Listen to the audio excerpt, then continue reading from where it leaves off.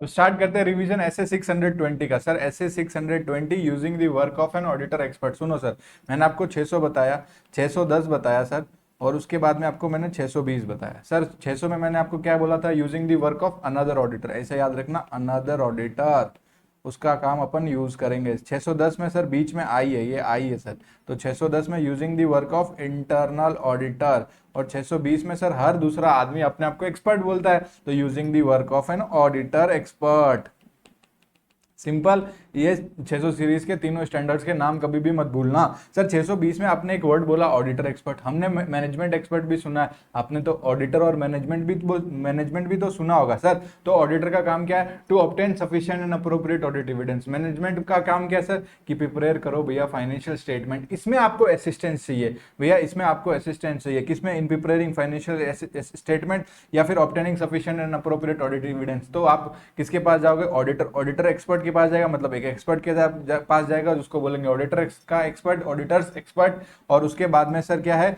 ये 620 में आता है, कोई दिक्कत? कोई दिक्कत नहीं। मैनेजमेंट क्या करता है काम? उसकी रिस्पॉन्सिबिलिटी क्या है? प्रिपेयर करना फाइनेंशियल स्टेटमेंट। तो अगर उसको कोई एक्सपर्ट की जरूरत पड़ेगी तो मैनेजमेंट एक्सपर्ट, ठीक है, वेरी सिंपल, जो असिस्ट करेगा management in the preparation of financial statement. अब सर 620 किससे डील करता है? सर 600 डील करता है ऑडिटर की रेस्पॉन्सिबिलिटी, जब वो क्या कर रहा है? यूज ऑफ वर्क, किसका वर्क यूज कर रहा है सर? जो एक्सपर्टीज है उस फील्ड में, अदर देन अकाउंटिंग और ऑडिटिंग, मतलब अकाउंटिंग और ऑडिटिंग को छोड़ के वो उसको हेल्प चाहिए दूसरे। अकाउंटिंग में तो यार वो सीए इंटरनल ऑडिटर है, ये मतलब वो है क्या है इंटरनल ऑडिटर, क्या वो खुद एक्सटर्नल ऑडिटर है, तो अपना काम वो सारा जानता है, अकाउंटिंग के बारे में जान रहा है, ऑडिटिंग के बारे में जान रहा है। तो उसको क्या करना है सर? उसको यूज करना है वर्क किसका? एक्सपर्ट का वर्क यूज करना है। कौन से मैटर पे? अदर देन अकाउंटिंग और ऑडिटिंग मैटर्स पर। जब ये वर्क वो क्या करेगा सर? वो वर्क उसको असिस्ट करेगा इन ऑडिटर, उसको ऑब्टेन करना है जब सफिशिएंट अप्रोप्रिएट ऑडिट एविडेंस, तो वो उसको असिस्ट करेगा। Very simple. Auditor expert sir internal भी हो सकता है क्या? और एक्सटर्नल भी हो सकता है? हाँ जी सर, इंटरनल मतलब हमारे फर्म में हो सकता है एज अ पार्टनर स्टाफ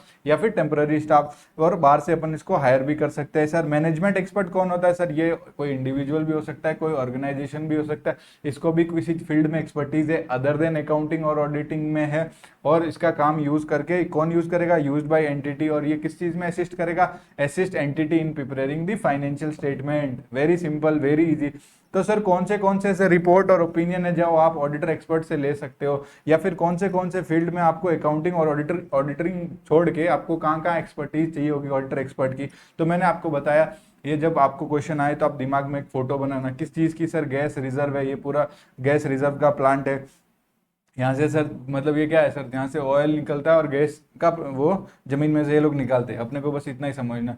तो वो अगर क्या करेंगे, ये जमीन में से वो गैस और ऑयल रिजर्व निकाल रहे, और इनको क्या, ये मशीनरीज है सारी, इनके प्लांट है, बिल्डिंग है, लैंड है, मशीनरी है, जो भी है, और उसके बाद में उसको ट्रीट करेंगे। बट कुछ पॉल्यूशन होता है सर, अगर इस पॉल्यूशन होता है तो मतलब हमारे पास इन्वायरमेंटल लाइबिलिटीज क्रिएट हो रही है। तो याद रखो, ये जमीन में से अपन क्या निकालेंगे? ऑयल गैस, और ऑयल या गैस क्या निकालेंगे? ऑयल और गैस। तो एस्टिमेशन कराना है कि कितना ऑयल है कितना गैस है, तो कौन बताएगा? सीए बोलेगा क्या लग रहा है 20 लीटर है एज पर इंडेक्स। ऐसा होता है क्या? ऐसे नहीं होता है सर। ये कौन करेगा? ये एक्सपर्ट करेगा estimation of oil gas and reserve. Very very simple. उसके बाद में जो ऊपर बिल्डिंग देख रहे हो, प्लांट एंड मशीनरी देख रहे हो, तो अंदर ऐसी बिल्डिंग के अंदर कोई फाइनेंशियल इंस्ट्रूमेंट्स भी हो सकते हैं, और कुछ इंटेंजिबल भी एसेट्स भी तो होंगे ना कंपनी के पास, तो इनका वैल्यूएशन करना है तो आप वैल्यूएशन कर सकते हो। ऊपर देखो ये जो पॉल्यूशन निकल रहा है, तो ये इन्वायरमेंटल लाइबिलिटी कर रहा कैलकुलेट। अब सर हमको ये लाइबिलिटी कैलकुलेट कराने, एक्चुअली से कैलकुलेट कराएंगे ये वाली भी liability, actual calculation of liabilities. अब सुनो, अगर इतनी बड़ी कंपनी है तो कुछ कॉन्ट्रैक्ट्स कर रही होगी, कुछ लीगल लॉज एंड रेगुलेशन इस पे अप्लाई हो रहे होंगे, लॉज एंड रेगुलेशन अप्लाई होंगे, कुछ कॉन्ट्रैक्ट करेंगे।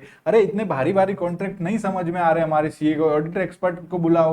तो सर वो ऑडिटर एक्सपर्ट क्या करेगा? इंटरप्रेट कर देगा इन कॉन्ट्रैक्ट लॉज और रेगुलेशन को। और जब इतना बड़ा काम कर रही है तो एक्सपोर्ट कर रही होगी, मल्टीनेशनल इश्यूज इन्वॉल्व हो रहे हैं, तो सर आपको लगता नहीं जो टैक्स कंप्लायंसेस के इशू भी ज्यादा होंगे, तो कॉम्प्लेक्स या अनयूजुअल टैक्स कंप्लायंसेस के इशू होंगे, तो इन सब में आपको असिस्ट कौन करेगा? असिस्ट करेगा auditor expert in obtaining sufficient and appropriate audit evidence. ऊपर आओ मेरे भाइयों, आपको याद रखना है सर, इधर आओ।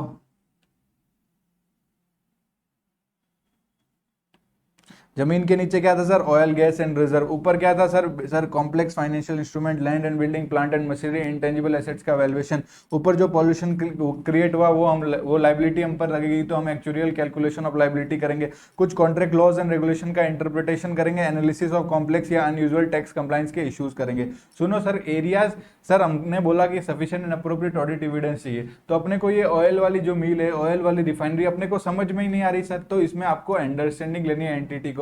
फाइनेंशियल स्टेटमेंट में कोई रिस्क है तो आपको कहाँ कहाँ ऑडिटर एक्सपर्ट असिस्ट कर सकता है? सर ऑडिटर एक्सपर्ट हमें इन चीजों में भी असिस्ट कर सकता है। जो ऐसे 315 का नाम जिन भी व्यक्ति को नहीं पता, तो मेरी बात सुनो, पहले देखेंगे और से आइडेंटिफाई करेंगे, आइडेंटिफाई करके और एसेस करेंगे किस चीज को, जो risk of material miss statement है। मटेरियल मिस स्टेटमेंट का मतलब 1000 बार समझा चुका हूं, और रिस्क का मतलब भी 1000 बार समझा चुका हूं। मटेरियल मिस स्टेटमेंट मतलब कोई इनकरेक्ट इन्फॉर्मेशन, फॉल्स इन्फॉर्मेशन या किसी चीज का ओमिशन हुआ, जो मटेरियल है हमारे फाइनेंशियल स्टेटमेंट से उसको गायब कर दिया, तो सर ये मटेरियल मिस स्टेटमेंट हो गई, बहुत भारी गलती हो गई। इसका रिस्क होगा सर, रिस्क किस पे होगा सर, हमारे risk of material miss statement होगा। तो आपको ऐसे आइडेंटिफाई करने हैं और उसे एसेस करने हैं, ऐसे risk of material miss statement को कैसे अंडरस्टैंड, मतलब कैसे आइडेंटिफाई और कैसे एसेस करोगे risk of material miss statement को, तो थ्रू अंडरस्टैंडिंग द एंटिटी। पहले एंटिटी को समझने का है, उसके एनवायरमेंट को समझने का है, इंक्लूडिंग इंटरनल कंट्रोल, वो भी लिख सकते हैं यहाँ पे, वो भी समझना है। तो identifying and assessing the risk of material miss statement through understanding of entity and its environment.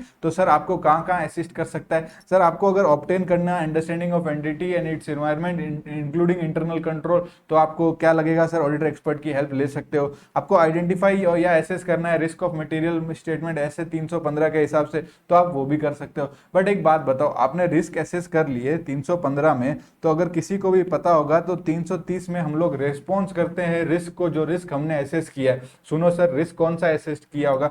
Sir एक रिस्क हमको जो मिला होगा वो assessed risk at financial statement level होगा। क्या होगा? इधर आओ, एसेस्ड रिस्क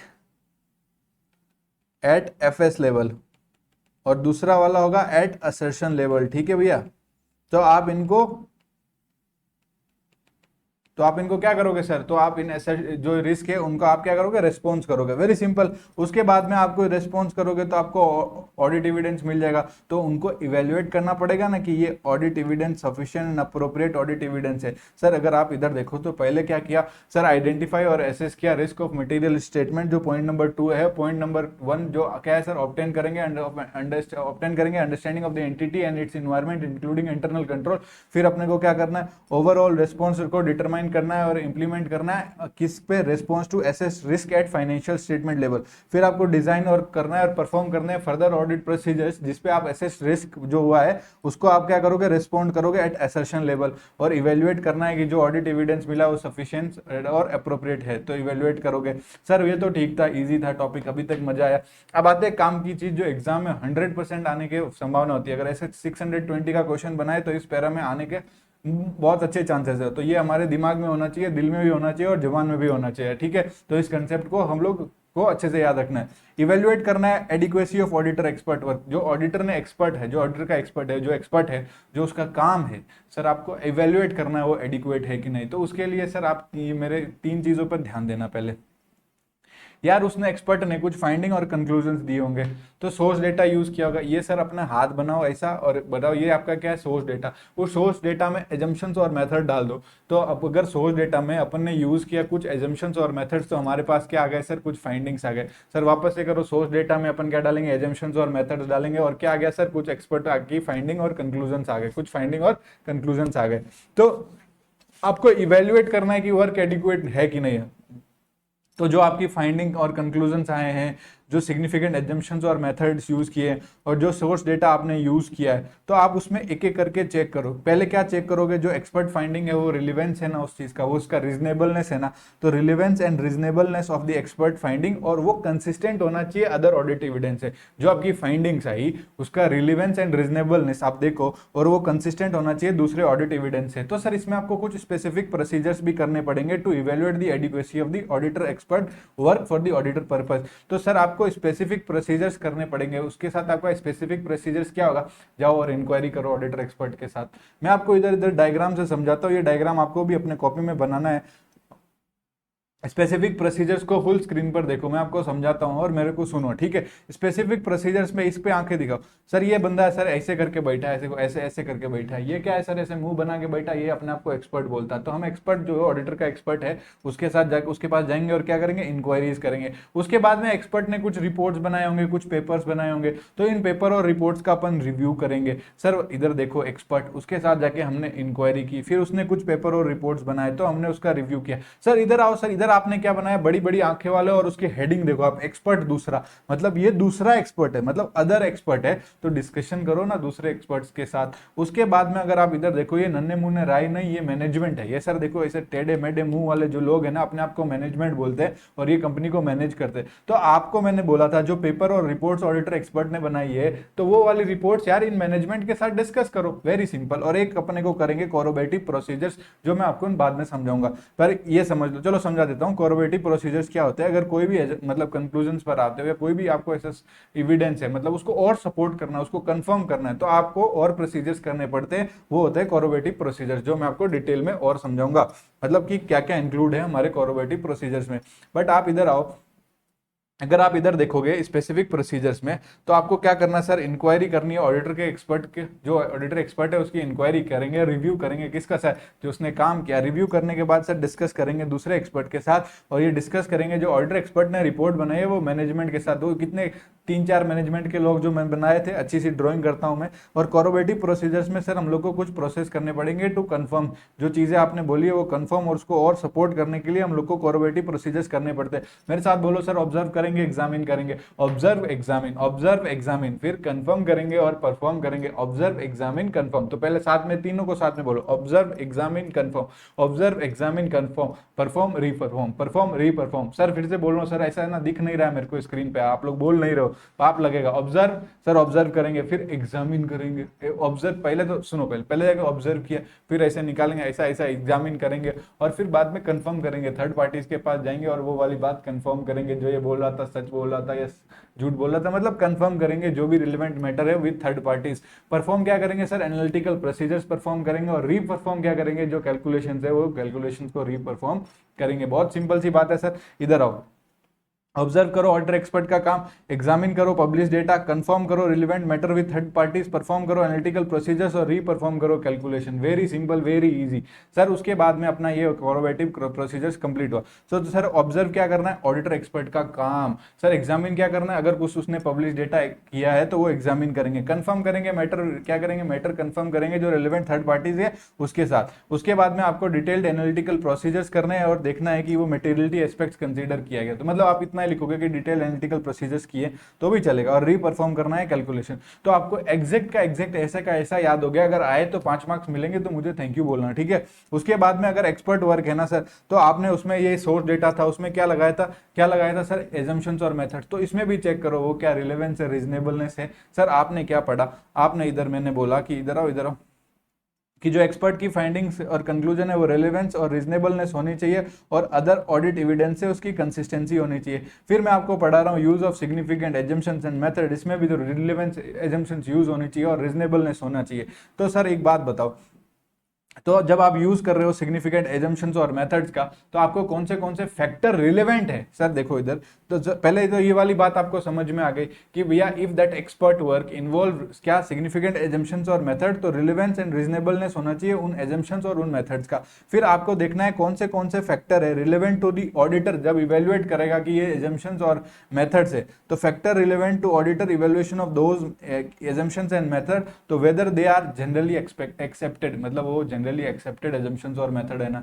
और क्या सर, जनरली एक्सेप्टेड क्या है सर, वो ऑडिटर एक्सपर्ट फील्ड के साथ मतलब अगर आप वो ऑयल रिजर्व वाला करने जा रहे हो, कुछ उसमें एस्टिमेशंस कर रहे हो, मतलब कुछ भी आप ऑडिटर एक्सपर्ट उसमें चेक कर रहा है, तो वो सारा एक्सेप्टेड होना चाहिए। जो एजम्पशंस और जो मेथड्स यूज करने जा रहे हो वो एक्सेप्टेड होना चाहिए with in the auditor expert field, और कंसिस्टेंट होना चाहिए एप्लीकेबल एफआरएफ के हिसाब से। सर जो भी फाइनेंशियल रिपोर्टिंग फ्रेमवर्क, जो भी इंड एस अप्लाई होता है, उनसे कंसिस्टेंट होना चाहिए। ऐसा नहीं कि अलग से कुछ भी बताए, और वो कंसिस्टेंट होना चाहिए जो मैनेजमेंट ने लगा रखे हैं। और अगर कंसिस्टेंट नहीं है, जो मैनेजमेंट ने वो मतलब जो एजम्पशंस और मेथड यूज किए उससे कंसिस्टेंट नहीं है, तो भैया रीजंस क्या है, उसका इफेक्ट क्या है डिफरेंसेस का, ठीक है, reason for the differences and effects of the differences. तो मैंने बोला जो सर आप एजम्पशंस है, जो भी मेथड्स है, तो उसमें क्या होना चाहिए सर, वो जनरली एक्सेप्टेड होना चाहिए, जो ऑडिटर एक्सपर्ट के फील्ड का काम है उससे एक्सेप्टेड होना चाहिए, मतलब उस चीज़ की मान्यता होनी चाहिए, वो समाज में उसको लोग बिलीव कर रहे हैं, मतलब उसको एजम्पशंस को यूज कर रहे हैं उस पर्टिकुलर इंडस्ट्री में, सिंपल सी बात है।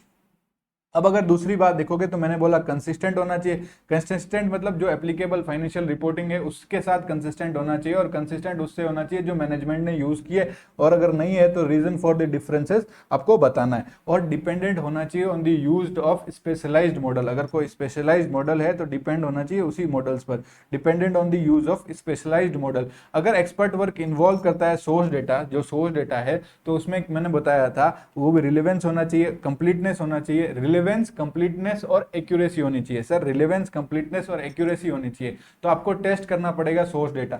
सोर्स करोगे तो पहले वेरीफाई कर लेना जो ओरिजिन ऑफ डेटा है, और रिव्यू कर लेना डेटा, वेरीफाई करना ओरिजिन ऑफ डेटा और रिव्यू करना data for completeness and internal consistency. तो अगर आपने इधर देखा तो अगर ये देखो, आपको इवेल्युएट करना है कि इसका वर्क, एक्सपर्ट वर्क जो है एडिक्वेट है कि नहीं, तो पहले रिलेवेंस एंड रीजनेबलनेस ऑफ और कंसिस्टेंसी होनी चाहिए एक्सपर्ट फाइंडिंग और कंक्लूजन्स में। रिलेवेंस और रीजनेबलनेस होना चाहिए जो सिग्निफिकेंट एजम्पशंस और मेथड्स है, इसमें रिलेवेंस होना चाहिए, एक्यूरेसी होनी चाहिए और कंप्लीटनेस होना चाहिए। और आप क्या करोगे, टेस्ट करोगे सोर्स डेटा, उसमें वेरीफाई करोगे ओरिजिन ऑफ डेटा को, और क्या चेक करोगे सर, और चेक करोगे, रिव्यू करोगे डेटा को, वेरीफाई करोगे ओरिजिन ऑफ डेटा को, रिव्यू करोगे data for completeness and internal consistency. तो आपका ये ऐसे का ऐसे पूरा याद कराने का मैंने पूरा कोशिश किया। अगर आपके ये क्वेश्चन आए तो प्लीज ये 5 नंबर में से 5 नंबर लेके आना, इसमें एक नंबर भी नहीं कटे, एक ऐसे 620 कोट कर देना और उसमें बता देना कि ये किस लिए ऐसे 620 है, नाम आप भूलोगे नहीं, और ये वाला क्वेश्चन आपके एग्जाम में आने के पूरे पूरे चांसेस रहेंगे। किसी भी अटेम्प्ट पर आप एग्जाम दे रहे हो, अगर 620 का क्वेश्चन आता है तो ये वाला क्वेश्चन आने के बहुत हाई चांसेस होते हैं। सर सुनो, इवेल्युएट करना है कि वर्क एडिक्वेट है और आपको पता चला कि ये वर्क एडिक्वेट नहीं है, तो भैया एक्सपर्ट भैया इधर आओ और काम करो सर। तो एक्सपर्ट भैया के साथ एग्री करेंगे, agree with the expert on nature and extent of further work to be performed by that expert. भैया आप फर्दर वर्क परफॉर्म करो, तो एग्री कर लेंगे एक्सपर्ट के साथ क्या नेचर होगा और किस एक्सटेंट तक फर्दर वर्क परफॉर्म किया जाएगा उस एक्सपर्ट द्वारा। उसके बाद में जब परफॉर्म हो रहे हैं फर्दर वर्क, तो ऑडिटर क्या बैठेगा? क्यों मुस्कुरा रहे हो, कैमरा में देखो मेरी जान, क्या सर वो अगर क्या करेगा, वो एग्री करेगा एक्सपर्ट के साथ, सर एग्री करेगा एक्सपर्ट के साथ और उसको बोलेगा एक्सपर्ट भैया ये नेचर और इस एक्सटेंट तक फर्दर वर्क परफॉर्म करो, क्योंकि आपने जो अभी तक वर्क परफॉर्म किया वो मेरे लिए, मेरे काम के लिए एडिक्वेट नहीं था, तो भैया उसने फर्दर वर्क परफॉर्म कर दिया। तो आप भी अब ऑडिटर्स भैया आप भी परफॉर्म करो फर्दर ऑडिट प्रोसीजर्स जो अप्रोप्रिएट है। सर आपको ये ऑडिटर एक्सपर्ट का जो काम था वो एडिक्वेट नहीं है आपके लिए, और ये मैटर रिजॉल्व नहीं हो पा रहा है, cannot resolve the matter through additional audit procedure से भी, तो आप मॉडिफाइड ओपिनियन एक्सप्रेस कर देना जो 705 में करते, और अगर 705 नहीं आता है तो मेरा यूट्यूब पे क्लास नंबर 1 जो डेमो लेक्चर है वो 705 पे ही है, वेरी सिंपल। अब आपको देखना है competence, capability and objectivity of auditor. Competence check करना है, कैपेबिलिटी चेक करना है, ऑब्जेक्टिविटी चेक करना है ऑडिटर की। तो सर मेरी बात सुनो, ये सारे मैटर है जो अपने को सिग्निफिकेंटली अफेक्ट करते हैं कि मैं ऑडिटर का काम मेरे लिए एडिक्वेट होगा क्या। तो पहले बात, ऑडिटर का काम अगर एडिक्वेट हो इसका मतलब ऑडिटर भी तो अच्छा होना चाहिए, कंपिटेंट होना चाहिए, कैपेबिलिटी होनी चाहिए और ऑब्जेक्टिविटी होनी चाहिए। तो सर ऑब्जेक्टिव मतलब बायस नहीं होना चाहिए, कॉन्फ्लिक्ट ऑफ इंटरेस्ट नहीं होना चाहिए। कैपेबिलिटी मतलब सर, कैपेबिलिटी पहले अपन समझते हैं, कंपिटेंस मतलब उसके पास लेवल ऑफ एक्सपर्टीज होना चाहिए, उसका नेचर और लेवल ऑफ एक्सपर्टीज देखेंगे, मतलब उसके पास कोई क्वालिफिकेशन वगैरह होनी चाहिए, इंजीनियर वगैरह होना चाहिए, सर वो रिसर्च कंडक्ट कर सके, मतलब कंपिटेंट बंदा होना चाहिए। अरे कंपिटेंट तो है, डिग्री तो है, पर क्या उसके पास कैपेबिलिटी भी है कि वो एक्सरसाइज करे उस कंपिटेंस को। तो ability of auditor expert to exercise that competence. Sir मुझे पता करना है और ऑब्टेन करना है ऐसे इंफॉर्मेशन जो उसके बाद जिससे मुझे पता चले इसके कंपिटेंस, कैपेबिलिटी और ऑब्जेक्टिविटी के बारे में। तो सर कौन से सोर्सेज से मैं ये पता कर सकता हूँ? सर सोर्सेज बताओ, आपका उसके साथ पर्सनल एक्सपीरियंस भी हो सकता है, आप डिस्कस कर सकते हो उसके साथ, सर दूसरों के साथ डिस्कस कर सकते हो, knowledge of the expert qualification, या फिर मेंबरशिप है कोई प्रोफेशनल बॉडी का, या फिर उसने कोई पब्लिश किए हैं पेपर या कोई बुक रिटर्न की है। तो ये सोर्सेस से आप एक्सपर्ट के कंपिटेंस, कैपेबिलिटी और ऑब्जेक्टिविटी के बारे में पता कर सकते हो। बहुत बहुत धन्यवाद, आपका ये एक पेज 18 मिनट के अंदर समाप्त हुआ। Agreement with auditor expert. अब भैया सुनो जाओ, अब मेरी बात बताओ, एक तो बात मेरी सुन लो, ऑडिटर के साथ एग्रीमेंट कर लेना इन राइटिंग पे, इन मैटर्स पे। सर कौन से मैटर पे? पहला मैटर बहुत सिंपल है, nature, scope and objectivity of the objective, sorry भैया इसका नेचर क्या होगा, कौन सी चीजें इंक्लूड होगी, पूरा स्कोप डिस्कस कर लो, मतलब क्या कवरेज रहेगा और सारे ऑब्जेक्टिव एम क्या है इस एक्सपर्ट वर्क का। तो नेचर, स्कोप और ऑब्जेक्टिविटी ऑफ एक्सपर्ट वर्क पर आप एग्रीमेंट कर लो। रिस्पेक्टिव रोल्स एंड रेस्पॉन्सिबिलिटीज कृपया करके डिसाइड कर ले। एंटी ऑफ द कम्युनिकेशन, कौन सा कम्युनिकेशन, जो कम्युनिकेशन आप करोगे उसके साथ, तो nature, timing, extent of the communication between the auditor and that expert. और अगर कोई कॉन्फिडेंशियलिटी रिक्वायरमेंट, अगर वो आपका डेटा बेच दिया तो आप उसके साथ कॉन्फिडेंशियलिटी वाला क्लॉज भी डाल देना, मतलब एग्रीमेंट कर लेना उस पर। तो very simple, nature, scope and objective, roles and responsibility और एंटी ऑफ द कम्युनिकेशन जो रिक्वायर्ड है और कॉन्फिडेंशियलिटी रिक्वायरमेंट। तो प्लीज आप इसको ऐसे ही याद करना, कोई memory technique, nature, scope, objective, confidentiality वाला तो डालेंगे, कम्युनिकेशन करेंगे, इसलिए नेचर, टाइमिंग और एक्सटेंट, और अपनी अपनी जिम्मेदारियां, मतलब रेस्पेक्टिव रोल्स एंड रेस्पॉन्सिबिलिटी। मजा आ रहा है? सर एक बात बताओ, आपको डिटेल एग्रीमेंट करना पड़ेगा। कब डिटेल एग्रीमेंट करना पड़ेगा? कौन से ऐसे फैक्टर सजेस्ट करते हैं कि भैया ओ भैया इधर इधर कि आप डिटेल एग्रीमेंट कर लो एक्सपर्ट के साथ, वरना फंस जाओगे, वरना किसी दिन मुसीबत आ जाएगी। तो इसमें 5 पॉइंट आपको याद कराता हूं, और 5 पॉइंट अगर एग्जाम में आए तो वैसे के वैसे ही लिखना है सर ऐसे ये मेमोरी टेक्निक है। अगर मोर डिटेल एग्रीमेंट आपको कब करना है सर, लिखना एमएनसी, और उसमें लिखना एमएनसी में जो रोल्स एंड रिस्पॉन्सिबिलिटीज होती है वो नॉर्मली एक्सपेक्टेड से डिफरेंट होती है। सर एमएनसी में जो रोल्स एंड रिस्पॉन्सिबिलिटी होती है, जो नॉर्मली होती है उससे एक्सपेक्टेड होता है डिफरेंट होगा, और एक्सेस मिल जाता है एमएनसी में हमें सेंसिटिव इंफॉर्मेशन का। तो एमएससी में रोल्स एंड रिस्पॉन्सिबिलिटी जो सर एक्सपेक्टेड से अलग होती है, क्योंकि उसमें हमें एक्सेस मिलता है सेंसिटिव इंफॉर्मेशन का। Sir roles and responsibility, access to sensitive information, M से सर, एन से सर, और सी से क्या है वो हम ऊपर पढ़ेंगे और अपन को पूरा याद हो जाएगा। सर अपना पहला पॉइंट था कि अपने को एक्सेस मिल जाएगा सेंसिटिव और कॉन्फिडेंशियल इंफॉर्मेशन का, भैया रिटर्न एग्रीमेंट कर लो आंख बंद करके। सर उसके बाद में मैंने आपको बताया था respective roles and responsibility of auditor and auditor expected auditor expert. Sir वापस से सुनो, जो रोल्स और रिस्पॉन्सिबिलिटी है रेस्पेक्टिव, तो respective roles or responsibility of auditor and auditor expert are different from those normally expected। जो normally expected है उससे different होनी चाहिए। सर ये अपने दोनों पॉइंट कंप्लीट हो गए। उसके बाद में सर मैंने कहा था एमएनसी, एम से सर मल्टी जुरिडिक्शन लीगल और रेगुलेटरी रिक्वायरमेंट अप्लाई होती है, मतलब दूसरे जुरिडिक्शन, दूसरे देशों का जुरिडिक्शन, या फिर अगर कंट्री में है तो भी बहुत सारे लेवल का जुरिडिक्शन, लीगल और उसका मल्टी जुरिडिक्शन क्या है, लीगल और रेगुलेटरी रिक्वायरमेंट आप पर अप्लाई होता है। मैटर जो है उसको रिलेट करता है, वो हाईली कॉम्प्लेक्स है, मैटर जो है वो रिलेट करता है उस काम से जो हाईली कॉम्प्लेक्स है और ऑडिटर ने कभी प्रीवियसली यूज नहीं किया, वर्क जो परफॉर्म किया उस एक्सपर्ट ने। सर एम से मल्टी जुरिडिक्शन, एन से सर वो मैटर क्या है सर जिससे ऑडिटर एक्सपर्ट का काम रिलेट करता है वो हाईली कॉम्प्लेक्स है, और सी से हो गया, एन से सर उसने ऑडिटर ने प्रीवियसली यूज नहीं किया वर्क जो परफॉर्म किया है हमारे एक्सपर्ट ने। तो रोल्स एंड रिस्पॉन्सिबिलिटी और एक्सेस टू सेंसिटिव इंफॉर्मेशन, इसमें अपने को डिटेल एग्रीमेंट बना लेना, क्वेश्चन आता है आएगा तो 5 नंबर देके जाएगा, ठीक है।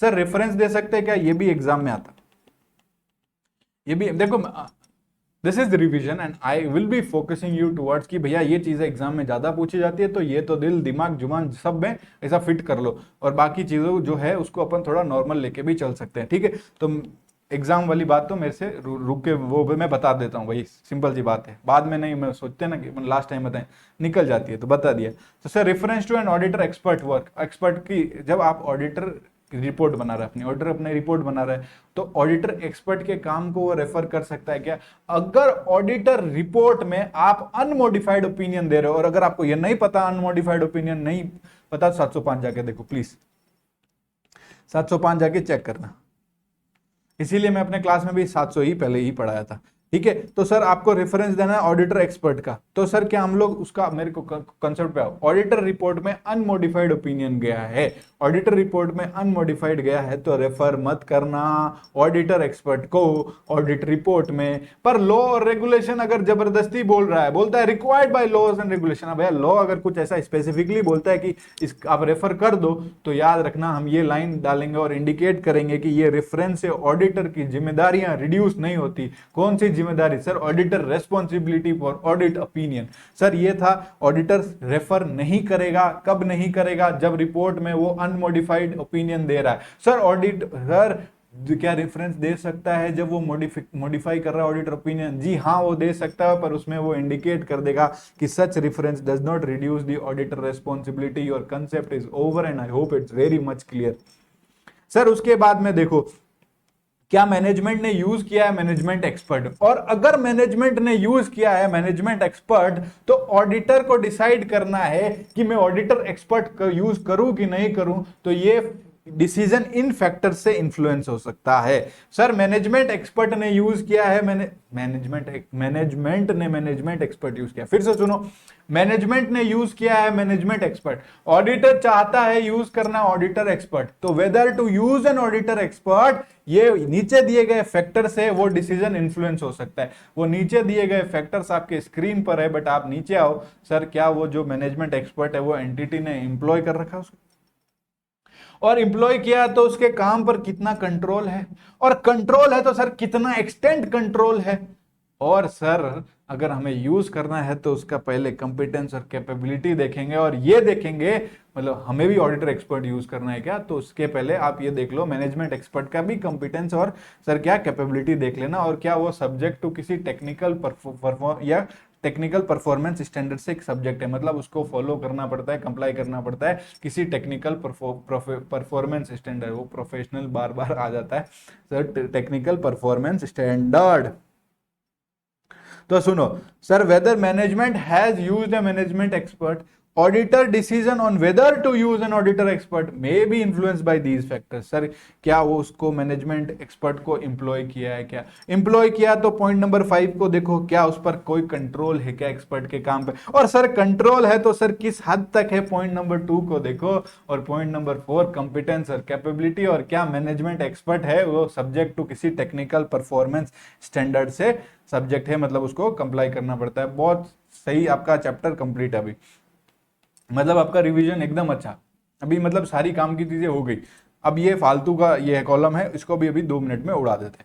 सर इवेल्युएट करना है significance of threat to the objectivity, objectivity मतलब बायस नहीं होना चाहिए, इन्फ्लुएंस नहीं होना चाहिए, फेवरेटिज्म नहीं करना चाहिए, कॉन्फ्लिक्ट ऑफ इंटरेस्ट नहीं होना चाहिए, तो सर आपको देखना है ये ऑब्जेक्टिविटी मेंटेन होना चाहिए। तो ऑब्जेक्टिविटी अगर मेंटेन करनी है, इवेल्युएट करो objectivity of an auditor expert, तो आपको इवेल्युएट जब करोगे तो उनको इंक्वायर कर लो, इंक्वायरी करोगे किस चीज से, सर कोई ऐसे रिश्ते, कोई रिलेशनशिप या कोई ऐसे इंटरेस्ट है क्या जो अफेक्ट कर सकते हैं ऑडिटर एक्सपर्ट की ऑब्जेक्टिविटी को, तो ऐसी चीजें इंक्वायर कर लो, और उसके साथ जाके डिस्कस करो कि अपने पे अगर कोई थ्रेट टू दी ऑब्जेक्टिविटी है तो क्या सेफगार्ड लगाएं, और इवेल्युएट कर लो जो सेफगार्ड लगाएं वो एडिक्वेट है, और इससे ये थ्रेट्स रिड्यूस हो जाता है to an acceptable level. Sir interest और रिलेशनशिप जो रिलेवेंट है टू डिस्कस ऑडिटर एक्सपर्ट, तो उसमें क्या है सर, फाइनेंशियल इंटरेस्ट भी हो सकता है, कुछ बिजनेस और पर्सनल रिलेशनशिप भी हो सकती है, और provision of other services. Nature, timing और एक्सटेंड क्या ऑडिट प्रोसीजर्स का किस पे डिपेंड होगा, तो सर मेरी बात सुनो, आपको जब आप डिसाइड करते हो when using the work of auditor expert, तो आपको कुछ नेचर, टाइमिंग और एक्सटेंट ऑफ ऑडिट प्रोसीजर्स भी डिसाइड करना पड़ता है। तो आप जब डिटरमाइन कर रहे हो एनटीई, तो सर आप क्या करोगे, नेचर ऑफ द मैटर ऐसा पढ़ना, नेचर ऑफ द मैटर, उसमें रिस्क क्या है, risk of material miss statement, और उस मैटर का जो है सर उसका significance of that expert work, जो काम किया उसका एक्सपर्ट ने जो वर्क किया, जो काम किया, उसका significance, nature of the matter, risk of material miss statement in the matter, और सर जो उसने काम किया उसका सिग्निफिकेंस, और जो ऑडिटर का नॉलेज और एक्सपीरियंस है with the previous work performed by that expert. तो आप इसको देख लेना, इसमें इतना कुछ है नहीं, जो है काम की चीज यहाँ पे है।